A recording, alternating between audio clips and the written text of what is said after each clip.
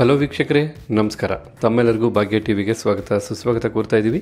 ಭಾಗ್ಯ ಮತ್ತು ಗಿರೀಶ್. ಈ ಒಂದು ವಿಡಿಯೋದಲ್ಲಿ ಭಾಳ ಸೊಗಸಾದಂಥ ಅಷ್ಟೇ ರುಚಿಕರವಾದಂಥ ಪಲ್ಯನ ಯಾವ ರೀತಿ ಮಾಡೋದು ಅಂತ ತಿಳಿಸ್ಕೊಡ್ತಾ ಇದ್ದೀವಿ. ಈ ಪಲ್ಯದಲ್ಲಿ ಮತ್ತೊಂದು ವಿಶೇಷ ಏನು ಅಂದರೆ, ನಾವು ನೆನ್ನೆ ಅಪ್ಲೋಡ್ ಮಾಡಿದಂಥ ವಿಡಿಯೋದಲ್ಲಿ ಮಸಾಲ ದೋಸೆ ಮಾಡೋದಕ್ಕೆ ಬೇಕಾದಂಥ ಮಸಾಲ ಪುಡಿ ಯಾವ ರೀತಿ ಮಾಡೋದು ಅಂತ ತಿಳಿಸಿದ್ವಿ. ಆ ಮಸಾಲ ಪುಡಿನ ಉಪಯೋಗಿಸಿ ಈ ಪಲ್ಯನ ಮಾಡ್ತಾ ಇರೋದ್ರಿಂದ ಸ್ವಲ್ಪ ಡಿಫ್ರೆಂಟ್ ಆದಂಥ ರುಚಿ ನೀವು ಮಾಡಿ ಪಡಿಬೋದು. ಹಾಗೆ ಬನ್ನಿ, ಈ ತರಕಾರಿ ಪಲ್ಯ ಮಾಡೋದಕ್ಕೆ ಏನೆಲ್ಲ ಪದಾರ್ಥಗಳು ಬೇಕು, ಹಾಗೆ ಮಾಡ್ತಕ್ಕಂಥ ವಿಧಾನ ಏನು ಅಂತ ಈಗ ನೋಡ್ಕೊಳ್ಳೋಣ. ಈ ಪಲ್ಯ ಮಾಡೋದಕ್ಕೆ ಮುಖ್ಯವಾಗಿ ಹುರುಳಿಕಾಯಿನ ನಾವು 1/4 kg ತೊಗೊಂಡು ಈ ರೀತಿ ಕಟ್ ಮಾಡಿ ಇಟ್ಕೊಂಡಿದ್ದೀವಿ.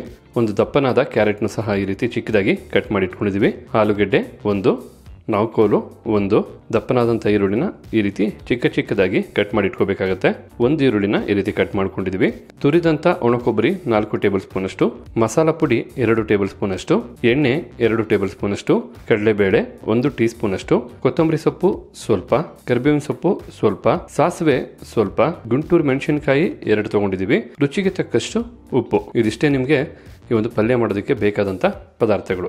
ಬೇಕಾದಂಥ ಪದಾರ್ಥಗಳನ್ನೆಲ್ಲ ನೋಡ್ಕೊಂಡಾದ ನಂತರ ನಾವೀಗ ಒಂದು ಚಿಕ್ಕ ಕುಕ್ಕರ್ನ ತೊಗೊಂಡಿದ್ದೀವಿ. ಹಾಗೆ ನಾವು ಕೆಲವು ತರಕಾರಿನ ಬೇಯಿಸ್ಕೋಬೇಕಾಗತ್ತೆ. ಅದಕ್ಕೋಸ್ಕರ ಹುರುಳಿಕಾಯಿನ ಕುಕ್ಕರ್ಗೆ ಸೇರಿಸ್ಕೊಳ್ತಾ ಇದ್ದೀವಿ. ಹಾಗೆ ನಾವ್ಕೋಲು ಮತ್ತು ಆಲೂಗಡ್ಡೆ ಜೊತೆಗೆ ಕ್ಯಾರೆಟನ್ನು ಸೇರಿಸ್ಕೊಳ್ತಾ ಇದ್ದೀವಿ. ಈ ತರಕಾರಿಗಳನ್ನ ಕುಕ್ಕರ್ಗೆ ಸೇರಿಸ್ಕೊಂಡಾದ ನಂತರ ನಾವು ರುಚಿಗೆ ತಕ್ಕಷ್ಟು ಉಪ್ಪನ್ನು ಸೇರಿಸ್ಕೊಳ್ತಾ ಇದ್ದೀವಿ.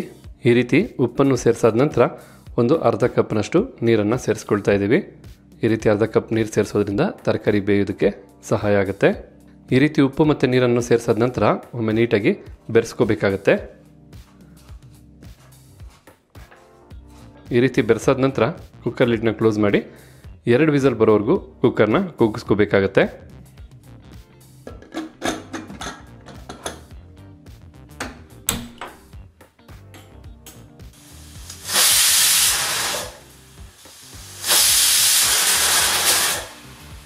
ಈಗ ಕುಕ್ಕರ್ 2 ವಿಸಲ್ ಬಂದಾಯಿತು. ಕುಕ್ಕರ್ ತಣ್ಣಗಾದ ನಂತರ ನಾವು ಈ ಪಲ್ಯಕ್ಕೆ ಬೇಕಾದಂಥ ಒಗ್ಗರಣೆಯನ್ನು ಮಾಡ್ಕೋಬೇಕಾಗತ್ತೆ. ಈಗಿಲ್ಲಿ ಕುಕ್ಕರು ತಣ್ಣಗಾಗಿದೆ. ಬನ್ನಿ ಲಿಡ್ ಓಪನ್ ಮಾಡೋಣ. ನೋಡ್ತಾ ಇದ್ರಲ್ಲ, ತರಕಾರಿ ಭಾಳ ಸೊಗಸಾಗಿ ಭಾಳ ಚೆನ್ನಾಗಿ ಬೆಂದಿದೆ. ಈ ಬೆಂದಂಥ ತರಕಾರಿಲಿ ಸ್ವಲ್ಪ ಮಟ್ಟಿಗೆ ನೀರಿರುತ್ತೆ. ಆ ನೀರನ್ನ ಬೇಕಾದ್ರೆ ನೀವು ಬೇರ್ಪಡಿಸಿ ತರಕಾರಿಗಳನ್ನ ಒಗ್ಗರಣೆಗೆ ಸೇರಿಸ್ಕೋಬೋದು, ಅಥವಾ ಬಾಣಲಿಗೆ ಸೇರಿಸಿ ನೀರನ್ನು ಅಲ್ಲೇನು ಬೇಕಿದೆ ಇಂಗಿಸ್ಕೋಬೋದು. ಈಗ ಪಲ್ಯಕ್ಕೆ ಬೇಕಾದ ಒಗ್ಗರಣೆಯನ್ನು ಮಾಡ್ಕೊಳ್ಳೋದಕ್ಕೋಸ್ಕರ ಬಾಣಲಿನ ಬಿಸಿ ಮಾಡ್ಕೊಳ್ತಾ ಇದ್ದೀವಿ. ಈಗ ಬಿಸಿಯಾದಂಥ ಬಾಣಲಿಗೆ 2 ಟೇಬಲ್ ಸ್ಪೂನಷ್ಟು ಎಣ್ಣೆನ ಸೇರಿಸ್ಕೊಳ್ತಾ ಇದ್ದೀವಿ. ಈಗಿಲ್ಲಿ ಎಣ್ಣೆನೂ ಬಿಸಿಯಾಗಿದೆ. ಬಿಸಿಯಾದಂಥ ಎಣ್ಣೆಗೆ ಸಾಸಿವೆನ ಸೇರಿಸ್ಕೊಳ್ತಾ ಇದ್ದೀವಿ. ಈಗ ಸಾಸಿವೆನೂ ಸಿಡಿದಾದ ನಂತರ ನಾವು ಕಡಲೆಬೇಳೆನ ಸೇರಿಸ್ಕೊಳ್ತಾ ಇದ್ದೀವಿ. ಹಾಗೆ ಉದ್ದಿನಬೇಳೆ, 2 ಒಣಮೆಣಸಿನಕಾಯಿನ ಮುರಿದು ಸೇರಿಸ್ಕೊಳ್ತಾ ಇದ್ದೀವಿ. ಹಾಗೆ ಸ್ವಲ್ಪ ಕರಿಬೇವಿನ ಸೊಪ್ಪು, ನಂತರ ಈರುಳ್ಳಿನೂ ಸೇರಿಸಿ 3 ನಿಮಿಷಗಳ ಕಾಲ ಫ್ರೈ ಮಾಡ್ಕೋಬೇಕಾಗತ್ತೆ. ಈ ರೀತಿ ಒಗ್ಗರಣೆ ಆಗ್ಬೋದು ಅಥವಾ ಪದಾರ್ಥಗಳನ್ನ ನಾವು ಫ್ರೈ ಮಾಡ್ಕೊಳ್ಳೋದಾಗ್ಬೋದು. ಲೋ ಫ್ಲೇಮಲ್ಲೇ ಮಾಡ್ಕೋಬೇಕು. ಈಗಿಲ್ಲಿ ಈರುಳ್ಳಿನ 3 ನಿಮಿಷಗಳ ಕಾಲ ಫ್ರೈ ಮಾಡಾಯಿತು. ನಂತರ ಈಗ ನಾವು ಮೊದಲೇ ಕುಕ್ಕರಲ್ಲಿ ಬೇಯಿಸಿದಂಥ ತರಕಾರಿನ ಸೇರಿಸ್ಕೊಳ್ತಾ ಇದ್ದೀವಿ.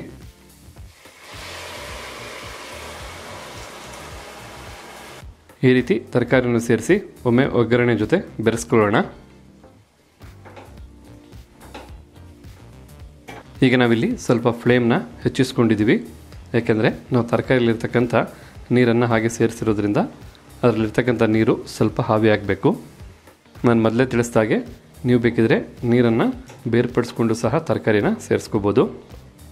ಓಕೆ ವೀಕ್ಷಕರೇ, ಬಾಣಲಿಲಿದ್ದಂಥ ನೀರೆಲ್ಲ ಸ್ವಲ್ಪ ಹಾವಿಯಾಗಿದೆ. ಈಗ ನಾವು ಫ್ಲೇಮ್ನ ಸ್ವಲ್ಪ ಲೋಗಿ ಇಟ್ಕೊಳ್ತೀವಿ. ನಂತರ 2 ಟೇಬಲ್ ಸ್ಪೂನಷ್ಟು ಮಸಾಲ ಪುಡಿನ ಸೇರಿಸ್ಕೊಳ್ತಾ ಇದ್ದೀವಿ. ಹಾಗೆ 4 ಟೇಬಲ್ ಸ್ಪೂನಷ್ಟು ಒಣ ಕೊಬ್ಬರಿ ತುರಿನೂ ಸೇರಿಸ್ಕೊಳ್ತಾ ಇದ್ದೀವಿ. ಜೊತೆಗೆ ಸ್ವಲ್ಪ ಕೊತ್ತಂಬರಿ ಸೊಪ್ಪನ್ನು ಸೇರಿಸಿ ಈಗೆಲ್ಲನೂ ಸಹ ಬೆರೆಸ್ಕೋಬೇಕಾಗತ್ತೆ.